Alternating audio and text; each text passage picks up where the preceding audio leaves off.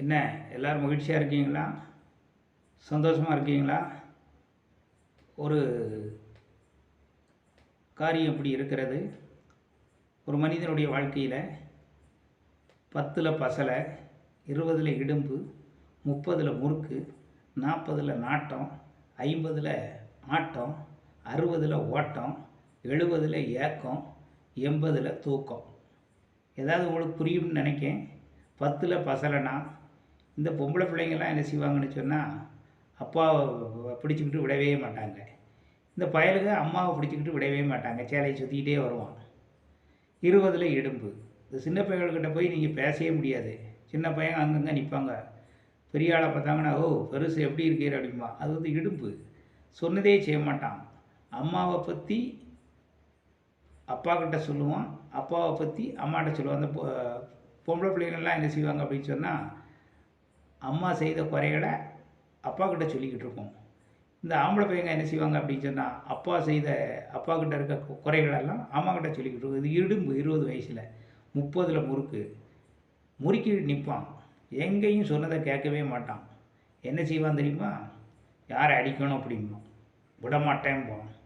முரண்டு கொடுப்பான். அதான் 30ல் முறுக்கு. 30 வயசில் எல்லாருக்கும் அதான் இருக்கும். 40ல் நாட்டம். அது குடும்பத்தில் ஒரு நாட்டம் வந்துடும்.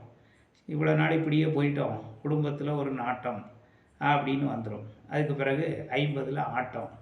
நிறைய பேர் அரசியல்பான், சினிமாம்பான், கதைம்பான், ஊரில் நான் தான் பெரிய ஆளும்பான், பதவிக்கு வர்றதுக்கு ஆசைப்படுவான், தேர்தலில் நிற்பான். 50ல் எல்லா விதத்துலேயும் தலையை கொடுத்து ஒரு ஆட்டத்தை போடுவான். 60ல் வந்து ஓட்டம்னு சொல்லியிருக்கு.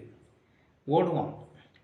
நாய் ஓடுங்களா? அது மாதிரி அங்கே ஓடுனா தப்பிச்சிடலாமா, இங்கே ஓடுனா தப்பிச்சிடலாமா, அங்கே போனால் நல்லா இருக்கலாமா, இங்கே போனால் நல்லா இருக்கலாமா. 60 வயசில் அவனுக்கு ஆட்டம் வந்துடும், ஓட்டமும் வந்துடும்.